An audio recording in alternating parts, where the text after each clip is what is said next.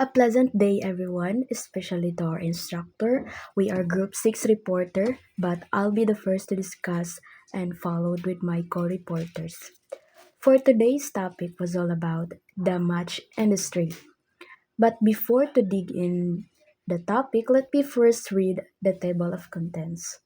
Introduction, the significance of this topic, types of the products, type of trees that suitable in the production, procedures of matches, uses of the product, advantages and disadvantages of matches, conclusions, and the last one is video presentations. So now, ano kaya ang match industry? I know for sure lahat tayo may alam na sa posporo, sa match industry kasi ginagawa yung posporo. Common na yan dito sa Pilipinas dahil yung ginagamit natin for fire para makaluto and other thing aside sa lighter yung ginagamit. The phosphorus still existing because demanded yapon siya sa mga tao even though we are modern now. It can be the supplier to the buyer. Match means is a small stick made of wood. It's either from the cardboard or there's other company also that their matches are made of rolled paper. One end of the stick is coated with a special chemical mixture called the match head. When the match head is struck or rubbed against a rough surface found on the side of the matchbox, friction generates heat.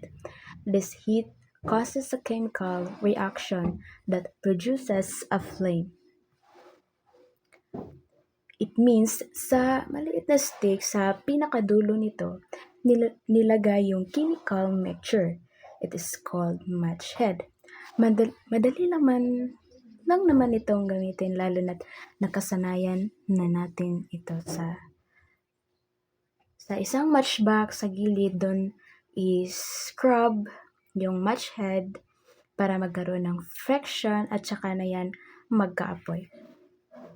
But the question is, do we know who is the inventor or who made it first matches?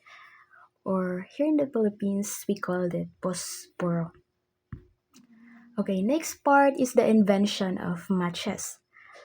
Change how humans controlled fire from rubbing stones and sticks to simply striking a small stick. All begins with the rubbing stone, which the country of China who first discovered. Small pine stick coated with sulfur. Second, the first modern match in the year of 1826. So the modern friction match was invented by John Walker, a British chemist. He accidentally discovered it while stirring chemicals, which is antimony sulfide, potassium chlorate, gum, and starch with a wooden stick. When he scraped it, the tip burst into flames. This became known as friction lights. Now, according to the sentence, it was accidentally discovered. Then boom, nakagawa ng apoy si John Walker. It's easy, it's basic.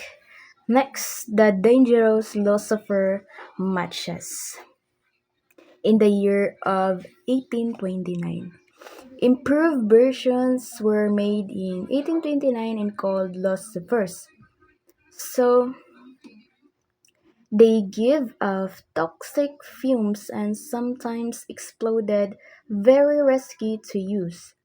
After John Walker discovered match, he named it Lucifer Matcher.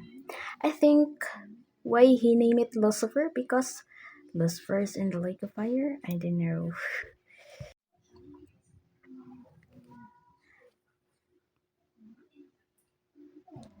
Next is the safety match in the year of 1844.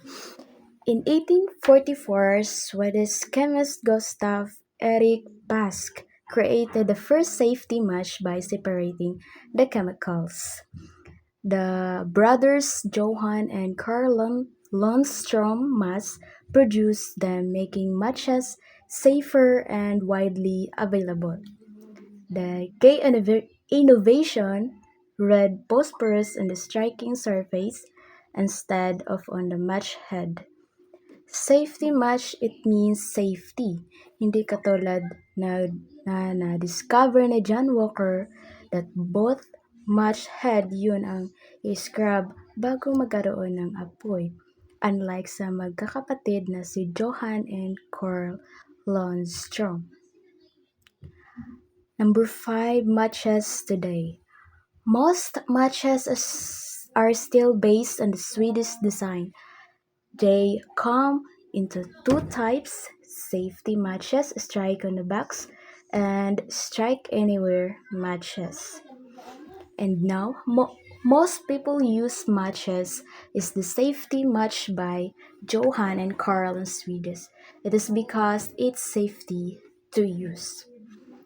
In the Philippines, of course, meron din tayong paggawaan ng matches or phosphorus, tawag sa atin, which is the Philippine Match Company Ltd, known as Femco's factory in Santa Ana, Manila. Was the first match company in the Philippines. It began operations in 1905 under the Gisel brothers of Zurich, Switzerland. It was in the 1944 that it assumed the name Philippine Match. In 1926, the company was acquired by the Swedish Match Company and became the Philippine Match Company later on. So, the Philippine Match Company was not the original name. It's Insular Lumber Making Factory in Santa Ana, Manila. Kung saan dito pinaprocess yung lumber, timber. Then the Swedish brother came to the Philippines to boost that factory for their business. Also, then the owner of Insular Lumber Making Factory agreed with it. After the agreement, kay the Insular Lumber Making Factory become Philippine Match Company. It begins in the year of 1926. Okay, moving forward, the next to the different types of matches. Number 1, the safety matches, strike anywhere matches, wax matches, kitchen matches, book matches.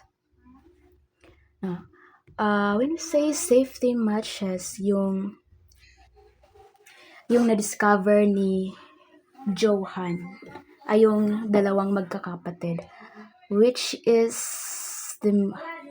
one of the common use of people anywhere because it's safety.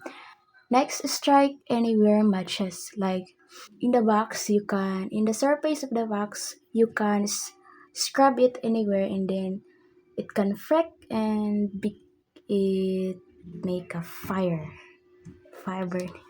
So next is kitchen matches, yung makikita natin sa picture na merong long siya para safety siya sa iyong hands kapag ilagay mo siya doon sa burner. And next, that's it. And next, the book matches.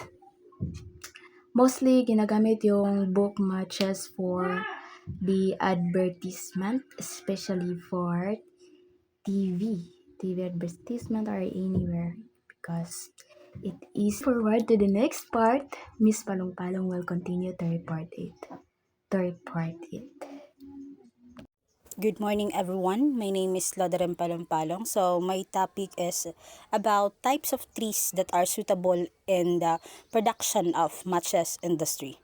So, first of all, to produce high-quality matches, the timber must meet very specific physical criteria. First, it needs to be porous enough to absorb paraffin to keep the flame burning. Next, straight grain to prevent splintering. Next is stiff enough to resist snapping when struck. So, I'll be giving you trees that are most suitable for production for matches industry. First is the matchstick tree or Alstonia macropella, also known as locally as batino. This is a primary source for the Philippine match industry. Its wood is pale yellow, white, soft, lightweight, and easy to work. And to add on also, it is highly valued because it is a fast-growing pioneer species that can be harvested relatively early. Next is Falcata, Paracerianthes falcataria, extensively grown in the industrial tree plantation in the Philippines, especially Mindanao. Falcata is favored for its rapid growth and low density.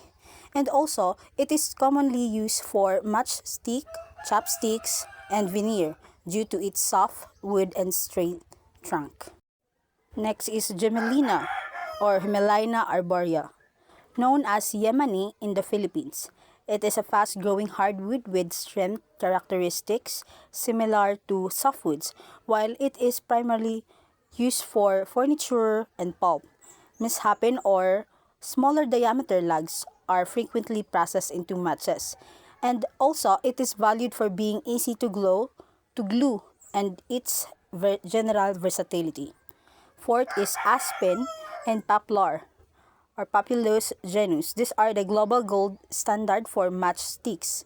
They are preferred because they are straight-grained, ensuring they don't splinter when struck. Odorless and tasteless, crucial for consumer preferences. Uniformly dense. This allows them to burn at consistent rate, neither too fast nor too slow. And also, aspen or poplar is highly absorbent. Their porous structure allows for the effective uptake of ammonium phosphate to prevent afterglow and paraffin wax. Next is bagras. In the Philippines, bagras, also known as the rainbow eucalyptus or Mindanao gum, it is a critical resource for the local timber and match industry. First, because rapid growth and sustainability. Bagras is one of the fastest growing trees in the world, often reaching over 35 feet in its first 2 years. Next, because of bulk quality. The tree naturally produces a very straight cylindrical trunk that can be clear of branches for up to 100 feet.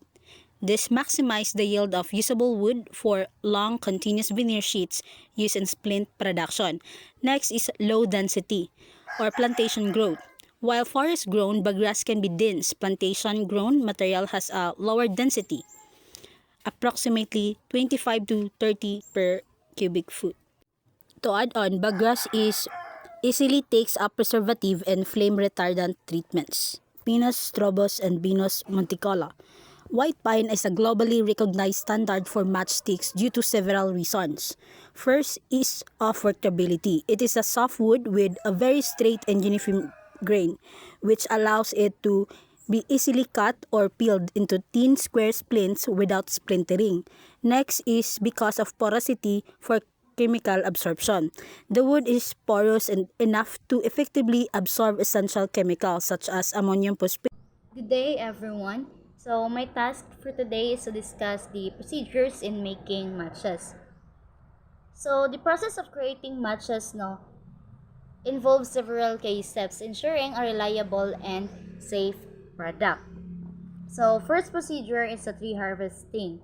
So, we all know na kung saan tree harvesting, and after tree harvesting, then mitabo ang log transportation. Ang log transportation kay ginadala na to atong mga logs sa processing mills, factories, or final consumers. And after the log transportation kay debarking of logs, in which kanang it is the industrial or manual process of removing the outer bark sa ato ang log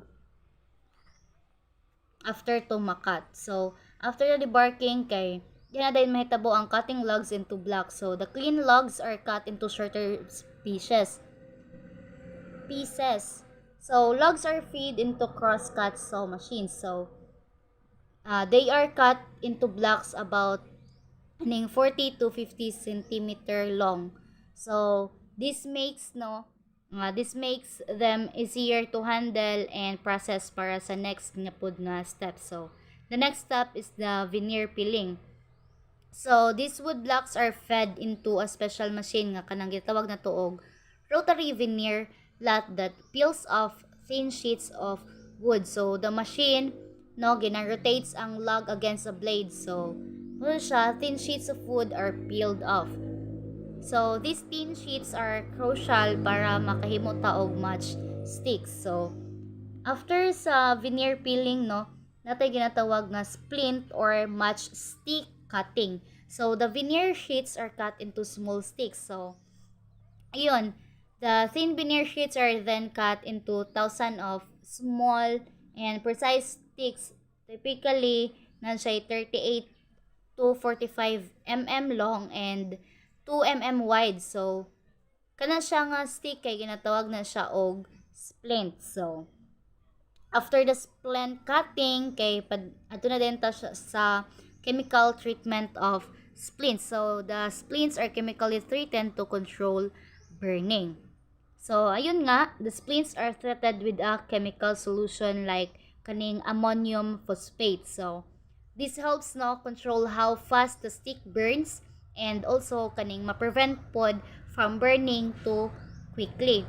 So after the treatment no, the splints are dried in ovens about 60 to 82 degrees Celsius depende pod sa system nga ginagamit or dried in the sun.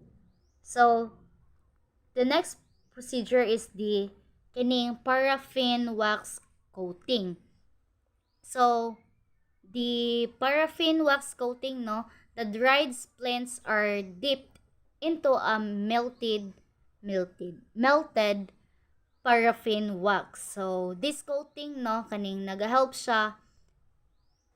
This coating helps no the flames travel smoothly kabitaw sa iyahang stick. So dili kay siya dali kanang smooth ra bitaw ang iyahang pag imo na siyang kaning sindihan kay smooth ra ang iyahang travel sa nadulong sa ang flame kay smooth ra ang travel along sa stick. So 9 is the ninth procedure kay splint arrangement in frames. So thousand of kaning these wax splints are arranged into metal frame. So muna siya kanang na-arrange na siya after siya ma-paraffin wax coating kay arrange na siya sa frames or metal frames. So to allow mass dipping into match head chemical. So after na ma arrange ang atoang splint sa frame kay iset aside na siya dayon preparation of match head composition na dayon. So ayun, ang preparation of match head composition kay a special mixture is prepared for the match head. So kumbaga mo na ni siya ang katong ginagamit nila bitaw sa tumoy bitaw sa match or sa posporo, red or kaning black na siya ang color.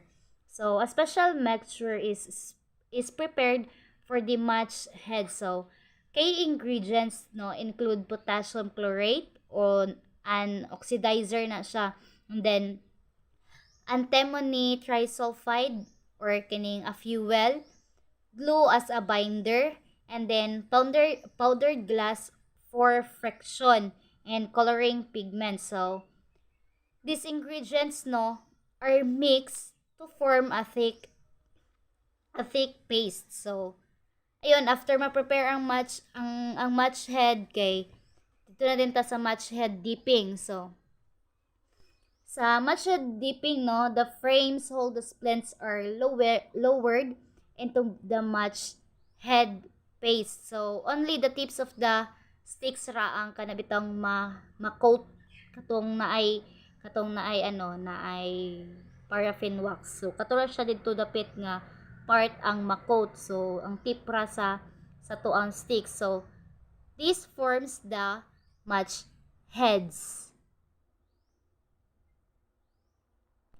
So after na dip na ang match head, so syempre proceed na dayon sa drying the matches. So the deep matches are then placed in controlled drying chambers. So kanang this allows no the match heads to harden and becomes table. So kailangan siya i-dry para dili pud para mo siga siya. So now the matchbox production. So matchboxes are manufactured from cardboard. So yon, simultaneously matchboxes are manufactured from cardboard. So each box now typically consists of an inner tray and outer sleeve. So kita naman ta kung unsay pormana niya ng matchbox. So now the striking surface preparation na pod. So dili na ko siya basahon. So the sides of the matchbox are coated with a specific mixture contained red phosphorus, powdered glass, and glue. Kanang bitaw sa kilid sa tuang posporo, di ba? Kanang sindihanan niya. So, ayun nga, this surface ignites the match through friction. So, pag anak nimo siya, masiga na siya. And then, fifth procedure kay filling the matches. So, yun. Matches are used to efficiently insert the finished matches into the prepared boxes. Usually, kanang ang ginasulod nila sa kay ang typical amount sa ato ang match kay 35 to 50 matches per box.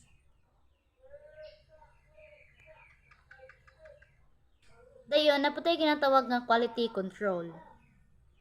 So, matches are tested for ignition, reliability, flame duration, head strength, and safety. So, the matches undergo rigorous testing to ensure they ignite properly and are reliable ba siya, have a good flame duration ba siya, and strong bang iyang head, and they are safe to use. And after na siya quality control, after sa quality control, then na din may tabo ang packaging and distribution.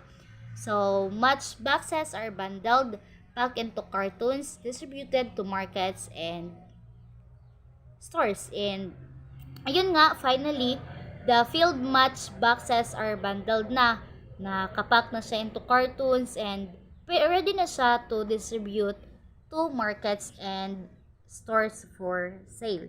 So, ayun. To recap, ang safety matches manufacturing process. So, kato ganiha, first kay tree harvesting, and then log transport. After malag transport, kay debarking na dayon. And, na siya, after sa debarking, kay ginakat into small pieces. And then, veneer peeling na dayon para ma-peel ang ato ang wood. And maka-create siya og thin sheet. So, after sa veneer peeling kay splint cutting, kato na siyang kanang ginakat na ang ato ang tawag na thin sheet of wood kay ginakat na siya para ma-ready na siya sa chemical treatment. And then, na siya wax coating, dayon ang box manufacturing, dayon striking surface application. So, muna siya. Now, let's proceed to the uses of the products. So, the uses of the products kay first, lighting a fire. So, ambot karon kung daghan pa ba ang nagagamit ani para kanang bitaw maka-create ta og fire. So, mato siya. And then, second use kay lighting a candles, tapos cooking, used to light gas stoves, charcoal, grills, or kining wood stoves. So, other uses of the products pod kay kaning lighting cigarettes or incense. So, people use matches to light cigarettes, cigars, or incense sticks. So, kani siya kay nag-exist siya sa una nga panahon. So, camping and outdoor activities, kaso nga lang dali siya mabasa. So, matches help start a campfire for warm cooking and lighting. So, and also emergency use during power advantageous. So matches can be used to light candles or lamps. So Now, the advantages and disadvantages of match products. Advantages, we have the affordable products. Matches are very cheap, so many people can easily buy them. Next, small and portable. Match boxes are light and easy to carry anywhere. Next, easy to use. Matches are simple to use and do not need electricity or batteries. And it is widely available. They are sold in many stores, markets, and small shops. It is useful for daily activities. The product is useful for lighting candles, stoves, charcoal, and incense. And the disadvantages is the single-use product. A matchstick can only be used once and cannot be reused. Easily damaged by water, matches cannot light if they get wet. Short burning time, the flame lasts only for a short time. Fire risk if not handled properly. Matches can accidentally start fires. Competitions from other products. Products like lighters and electric igniters can replace matches. Now for the conclusion. The match industry remains an important part of daily living because it produces practical and affordable products used for lighting fires, candles, and stoves. It helps create jobs and supports economic activity in many communities. However, proper safety practices and responsible use of natural resources are necessary to reduce environmental damage and protect the workers.